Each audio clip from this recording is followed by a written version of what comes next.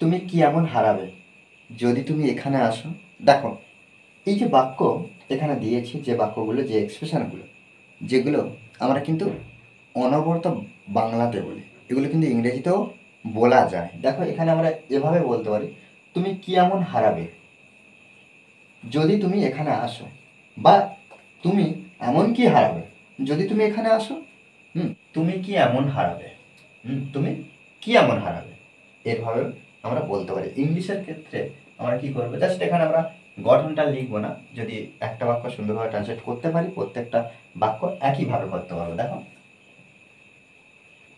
What will you lose, what will you lose, এই যে তুমি কি এমন হারাবে, এর জন্য আমরা কি করব, হোয়াট উইল ইউ লুজ ব্যবহার করব। তারপরে কি, যদি তুমি, এই যে যদি তুমি, এই যে তুমিটা যদি বাক্যের মধ্যে যদি না থাকেও তবু আমরা ব্যবহার করব ইফ, ইফ তারপরে ইউ। কেন? কারণ দেখো, তুমি কি এমন হারাবে বা তুমি এমন কি হারাবে যদি এখানে আসো, তাহলে যদি এখানে আসো, যদি কাকে বোঝানো হচ্ছে, তোমাকে, তাহলে এখানে আমরা দুটো ইউ ব্যবহার করতে পারি। ঠিক আছে, ইবিউ এখানে আসো, আচ্ছা, ইবিউর পরে আমরা যে ভার্বটা ব্যবহার করব সেই ভার্বটা কিন্তু প্রেজেন্ট ফর্মে ব্যবহার করব।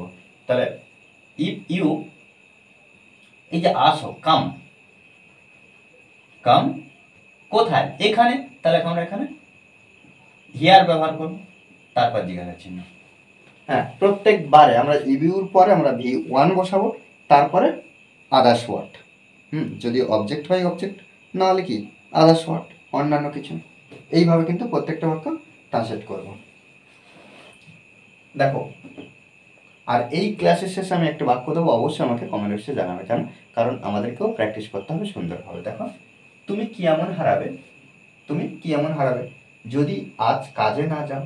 তাহলে এখানে এটা একটু অন্যরকমভাবে করবো। দেখো, লুজ, তারপর আমরা একইভাবে ইফ ইউ বসাবো, ইফ ইউ, তারপর এই যে কাজে না যাও, এই যে না নেগেটিভ আছে, এখানে আমরা don't, you don't got work, work কবে, আজ, টু ডে ব্যবহার করো জিজ্ঞাসার জন্য। তুমি কি এমন হারাবে যদি সত্যিটা বলো, তাহলে কি এখানে দেখো, ইউ টেল, আচ্ছা, ইফ ইউ টেল, টেল মানে কি বলা, বলো, তাহলে ইফ ইউ টেল সত্যিটা, এই যে সত্যিটা, দ্য ট্রুথ। ওকে, তাহলে কি হোয়াট উইল ইউ লুজ, তুমি কি এমন হারাবে, if you tell the truth, যদি তুমি সত্যিটা বলো, যদি তুমি সত্যিটা বলো। তুমি কি এমন হারাবে যদি আমাকে ভালোবাসো, তুমি কি এমন হারাবে যদি আমাকে ভালোবাসো। তাহলে এখানে তাহলে আমরা কি করতে পারি, যে একইভাবে আমরা বসাবো you, if you love to me ব্যবহার করব, টু মি জিজ্ঞাসা চিহ্ন। তাহলে কি, যে কেমন হারাবে তুমি যদি আমাকে ভালোবাসো, if you love to me, love me ও ব্যবহার করতে পারি, কিন্তু এখানে আমরা ব্যবহার করবো কি, if you love to me, যদি আমাকে ভালোবাসো, কি এমন হারাবে।